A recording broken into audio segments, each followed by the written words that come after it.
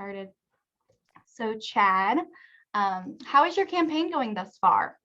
It's going pretty well. I'm enjoying meeting everyone in town and people who have served on the board before, and students like yourself. This is for a political science class, is that right? So Politically Active is a student organization here on campus. It's not directly related to our political science courses. Okay. It's more like a club, like a student Okay. organization or a club. But yeah. Well, That's great to hear. So what compelled you to run for this position on school board? Was there a specific issue or, just something that really made it something that you were wanting to do? Well, I've always been civic minded. I grew up in a small town and in North Missouri, and was always involved in scouts and student government and things like that. I've been involved with multiple boards over the years involving young people, Springfield Ballet, Mighty Mites football, several soccer clubs, things like that. I'm a Mizzou alum and been a part of the Mizzou Alumni Association local chapter. We raise scholarship money for students to go to Mizzou. And over the course of all that work, including the work I do as a family law lawyer, and as a mediator, and as a business owner, as a homeowner, as a parent, it's something that I've always had an eye on and thought I would be good to do, a good job for me to take to help people and make Springfield Public Schools a better place. So with Springfield Public Schools in mind, what would you consider to be the greatest problem facing the district at this time?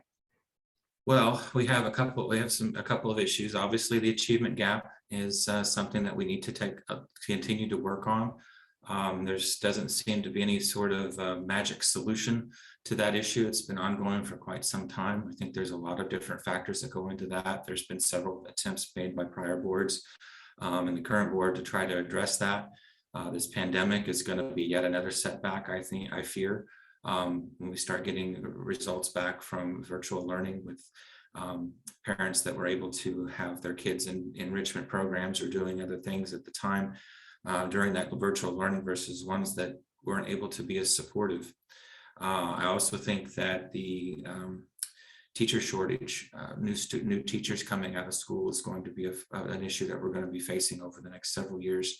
And the way we've got to hopefully address that issue is by making Springfield Public Schools an enticing employment opportunity for new teachers, and continue to work with our legislature to help try to change the fact that Missouri ranks 50th in starting teacher salary.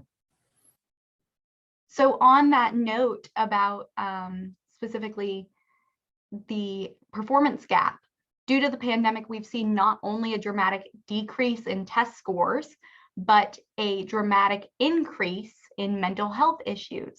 So what can SPS do to help mitigate both of these issues without exacerbating one or the other? So that's a good question. There's a lot that we can hopefully do as providing support for the students at school through their counselors, through perhaps some training programs or mental health wellness programs that can be put into in effect by the teachers themselves, by giving them the resources and materials to be able to do that. We've all have been mentally taxed over this time frame and having to adjust to doing things virtually like we are today instead of being able to be in person. We're recording this so that you can use it for something for later, but that I think has had an impact on us all. And I think that just getting back in the classroom is going to have a big difference, and being able to see each other and not wear a mask if you feel comfortable not wearing a mask, to allow that personal interaction that we've been lacking for the last couple of years. That's a really great answer. Thank you. What do you believe SPS should do as they move past the pandemic? I know that you talked about like allowing masking to kind of be an optional thing, but beyond that, is there anything else you would suggest SPS do? To move beyond the pandemic, well, I think to continue to encourage a return to normalcy as much as possible. You know, for example, Kickapoo High School is going to have their first dance in I don't know how long, official dance on Friday night. So that's a return to normalcy, those types of things, being able to be together for assemblies and doing those things will help, I think, as well. PTA carnivals, just, you know, choir concerts, you know, those things without having over our heads as much as possible. So as we return to normal, we are also seeing a lot of change in the state. Specifically, many school districts across the state of Missouri are adopting a 4-day week schedule instead of the 5-day week. What are your opinions on that? Should SPS adopt it? Why or why not? I think you glitched there for just a second. I think your question is about the 4-day Yes. 4-day week. Is Yes. that right? Yeah, I see that trend, and it's something I'm definitely being interested in seeing what their data show. You glitch again, and in attendance and test scores and overall engagement with the school, because I think that that's the whole picture there. And if that 4-day school week increases attendance and engagement with students, then we're going to see an increase in learning, because if a student's just not there, they can't learn. But if you have them engaged in an activity or a group or a sport or something that interests them, and if the 4 days works better, then that would be fine. I think there could be some cost savings as far as facilities are concerned. Busing would be a savings. If you're not having to bus 1 day a week for a week, that's going to probably be a significant savings. There may be some significant economic advantages to doing that. So it would be something that I would want to look at and see if it would be beneficial for SPS and be the right fit for us. So on that note about busing, many parents, teachers, community members have experienced issues with the newly adopted start times as a result of our busing shortage. So what do you believe SPS should do about this blowback? Should we return to our old start times? Well, last night the board had addressed Dr. Mulholland. I'm not saying his name, Mulford. That's it. Sorry, I couldn't pull it off the top of my head there. It addressed the board last night with the kind of tentative proposal, moving things back before a 9 a.m. start time, with the high schoolers being last and the youngest students being first, and the middle schoolers staying in the middle, basically where they were, but like 5 minutes earlier or something like that. And that's going to be something we need to really take a strong look at, because it's going to be dependent on our ability to have bused drivers.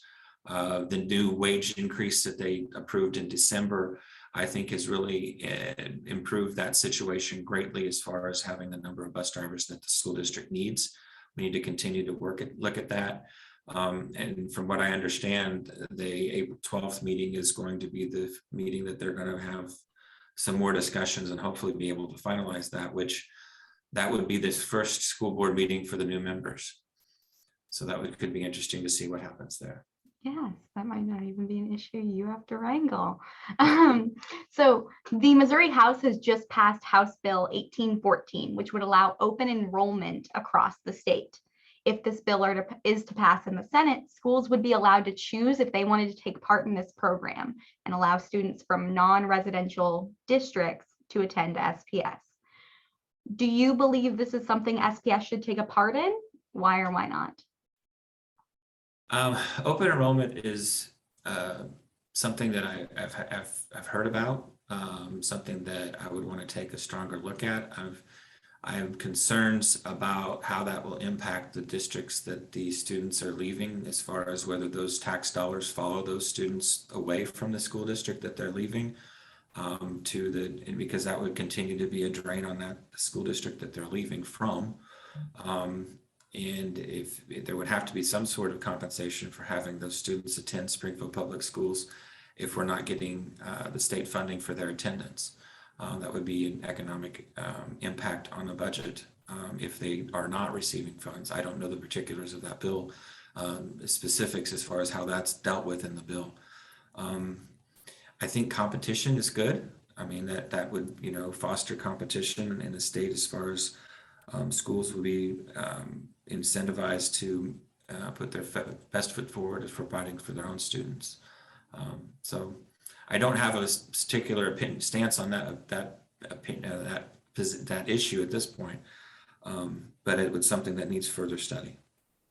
Right, thank you. And I've got one last question for you. As the largest school district in the state, Springfield Public Schools caters to a racially, economically, and religiously diverse community.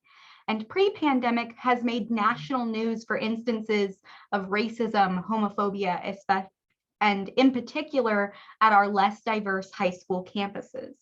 What do you believe the district administration could do to create a more understanding and overall safer environment for minority students? Well, I'm glad you brought that up, because unfortunately Kickapoo High School had an incident yesterday of some vandalism in a bathroom. I don't know particulars about it, just what Dr. Powers sent out in response to it. And it is definitely disconcerting that we still have that issue. And that's what makes the diversity, equity, and inclusion part of the strategic plan so vital to our school district and moving our school district forward, to be able to have opportunities for there to be exchanges of information and opportunities for discussion, to have everyone feel like they belong and not be excluded. I was at the chamber annual meeting last night with the new induction of Mr. Oki Thomas, who is the new board chairman, and he relayed a message that he had from Tim Rosenberry when he first came to town. When Tim Rosenberry, was talking about diversity, equity, inclusion that would have been the late 80s, I think, maybe 90s. I'm not sure. Maybe I'm off on the dates, but it's a problem that we still face.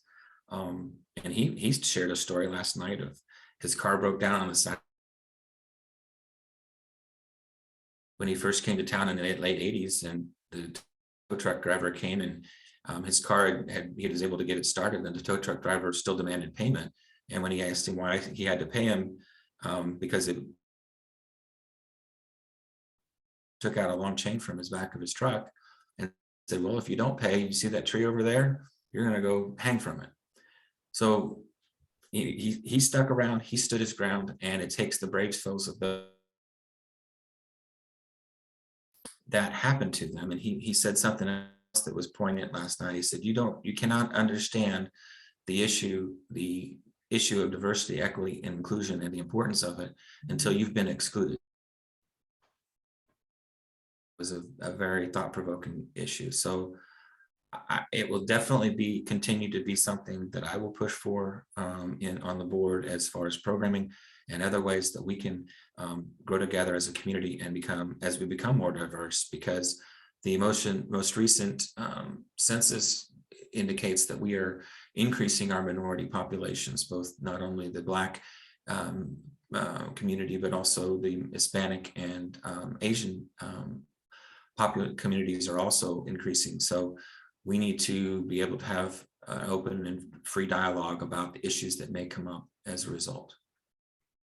All right, thank you so much, Chad. It's been great talking to you today. Is there just any single anecdote you'd want voters to know as we wrap up? Thank you very much. What I want voters to know is that I'm not running with any particular agenda or axe to grind. I truly am a staunch advocate for public education and truly want what's best for Springfield Public Schools. I was recruited by the Coalition for School Board Recruitment, and when they approached me, there wasn't a litmus test. They didn't ask me my opinions on issues. They looked at my background and my work as a mediator, as an attorney, as a parent, as a homeowner, as a business owner, all those different things that I have done in my life that have given me perspective, that I can bring a different viewpoint to the board, and one that is hopefully one that I can bring consensus building to the board and a sense of common sense, and try to build unity as well. Great, thank you so much.